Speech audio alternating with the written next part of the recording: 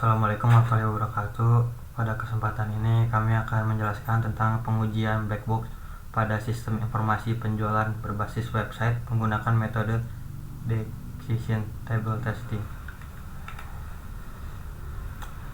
Jadi pada era digital ini banyak perusahaan beralih ke sistem penjualan berbasis website untuk meningkatkan efisiensi dan jangkauan pasar. Meskipun memberikan kemudahan dan manfaat, sistem informasi penjualan website juga memiliki resiko dan kesalahan. Oleh karena itu, pengujian sistem informasi menjadikan krusial untuk memastikan kinerja yang baik. Salah satu metode pengujian yang umum digunakan adalah pengujian black box, di mana pengujian tidak mengetahui struktur internal dan kode program dari sistem. Decision table testing adalah teknik pengujian black box yang efektif, menggunakan tabel keputusan untuk mendefinisikan kombinasi input dan output yang diharapkan. Beberapa masalah umum dalam sistem informasi penjualan melibatkan kesalahan dalam proses pemesanan dan pembayaran, ketidakakuratan data produk, tampilan website tidak responsif, dan kelemahan dalam sistem keamanan. Pengujian black box ini dengan metode decision table testing dapat membantu mengidentifikasi dan memperbaiki kesalahan, meningkatkan kualitas sistem, dan memastikan kinerja sesuai harapan. Secara keseluruhan, pengujian black box ini dengan metode berikut merupakan cara efektif untuk meningkatkan kualitas dan kemudahan dalam sistem informasi. Hal ini dapat membantu perusahaan memastikan bahwa sistem mereka berfungsi dengan baik dan sesuai dengan kebutuhan. Jadi saya akan menjelaskan tentang struktur menu. Dalam struktur menu terdapat 3 user. Dalam usernya terdapat beberapa option, seperti pada user profile kasir terdapat menu lagi, beranda, transaksi, ganti password, dan logout. Dalam user admin terdapat beberapa menu juga, terdapat menu beranda, user, barang, pelanggan, jenis barang, transaksi, dan logout. Dan juga pada menu user manager terdapat 3 menu, yaitu menu beranda, laporan, dan logout. Metode pengujian kali ini kami menggunakan metode black box testing dengan teknik decision table. Diharapkan dapat menemukan dan mengatasi potensi kesalahan fungsional dalam sistem informasi. Hal ini dapat memungkinkan untuk meningkatkan kualitas dan kehandalan perangkat lunak sebelum diperkenalkan kepada customer. Di sini saya Kendra Hendra ingin melanjutkan pada bagian batas pengujian. Fokus pengujian dalam proyek ini adalah menguji logika dan fungsi perangkat lunak. Pengujian ini dilakukan untuk memastikan bahwa program berjalan sesuai dengan alur logika yang telah ditentukan dan bahwa perangkat lunak berfungsi dengan baik. Tujuan utama pengujian perangkat lunak ini adalah untuk mengidentifikasi kekurangan atau bug program pada tahap awal pengujian. Selanjutnya pada bagian deskripsi model uji, seleksi kasus uji akan difokuskan pada website sistem informasi penjualan. Dengan perhatian khusus pada pengujian fitur tambah data pelanggan, pengujian ini bertujuan untuk memverifikasi kinerja optimal fitur tersebut dan memastikan kemampuannya dalam menyimpan data dengan baik. Di sini ada spesifikasi dari form. Yang pertama, file ID pelanggan memiliki tipe data varchar 10. Yang kedua, file nama pelanggan memiliki tipe data varchar 30. Yang ketiga, file alamat memiliki tipe data varchar 35. Yang keempat, file nomor telepon memiliki tipe data varchar 15. Dan yang kelima ada file email memiliki tipe data varchar 40.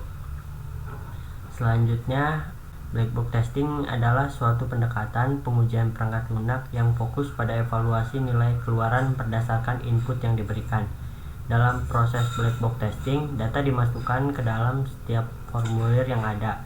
Tujuannya adalah untuk memverifikasi kesesuaian hasil output dengan nilai input yang telah dimasukkan. Pengujian ini esensial guna memastikan bahwa program beroperasi sesuai dengan persyaratan yang ditetapkan. Selanjutnya ada bagian test plan. Identifikasi kondisi dan tindakan yang terlibat dalam fungsionalitas program diperlukan untuk pengujian dengan teknik decision table. Kondisi dan aksi sebagai berikut. Kondisi dari P1 merupakan kondisi dari input ID pelanggan yang valid sesuai spesifikasi.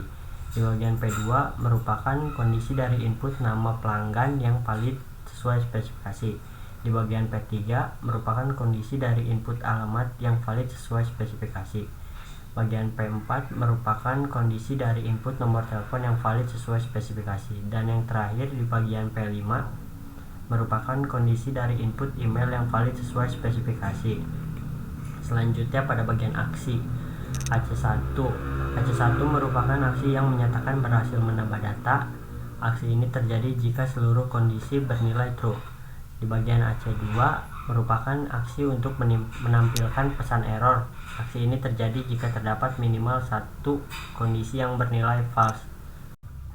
Oke, di sini dengan saya Arif Fauji akan melanjutkan materi tentang test case atau test skenario. Di sini ada input 1 sampai input 5. Di sini test case 1, test case 2. Di test case 1 ini semua bernilai true dari P1 sampai P5, yang dimana kalau bernilai true bahwa action yang muncul akan berupa action 1, yaitu semua kondisi benar atau true, sehingga hasil yang diharapkan muncul, data berhasil disimpan. Kemudian test case 2, di sini inputan pertama bernilai true, kedua false, ketiga true, keempat true, kelima true, yang kemudian akan menyebabkan action 2, yaitu dimana ada minimal satu yang false akan menyebabkan action 2 yang hasil yang diharapkannya berupa pesan error.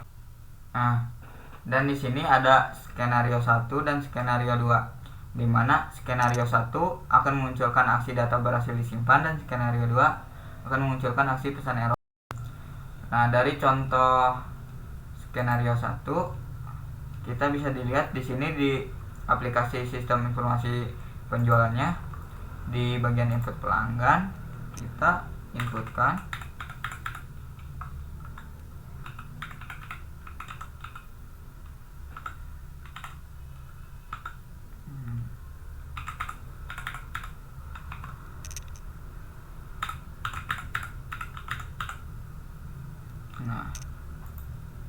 di sini kita akan mendapatkan si data berhasil disimpan.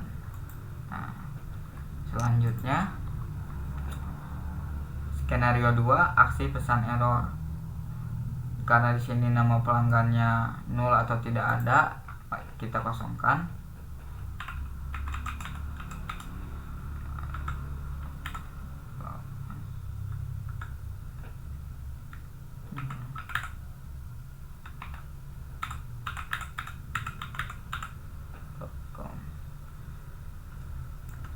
Nah, di sini akan muncul aksi pesan error yang ininya harap isi bidang ini. Nah, selanjutnya kita hasil tes. Kedua tes skenario tersebut telah dilakukan dengan menghasilkan hasil yang sesuai dengan perkiraan. Decision table memastikan bahwa tindakan yang dibuat dipengaruhi oleh kondisi yang terjadi. Semua input yang bernilai benar sesuai dengan spesifikasi mempengaruhi hasil penyimpanan data dan akan menampilkan data berhasil ditambahkan. Jika setidaknya satu input dalam form tambah data pelanggan memiliki nilai 0 atau tidak sesuai dengan persyaratan, maka akan ditampilkan pesan error. Ini tuh kayak yang barusan dipraktekin, bahwa P1 sampai P5 ini jika true maka akan muncul ini action 1, hasil yang diharapkan, data berhasil disimpan, dan hasil uji yang barusan muncullah data berhasil disimpan, berarti bisa disebut valid. Kemudian test case yang kedua juga ada true, false, true, true, true, akan memunculkan action 2, yaitu pesan error nih, atau false, ada false-nya minimal 1, akan muncul pesan error. Hasil yang diharapkan yaitu pesan error, hasil ujinya pesan error, bisa disebut valid.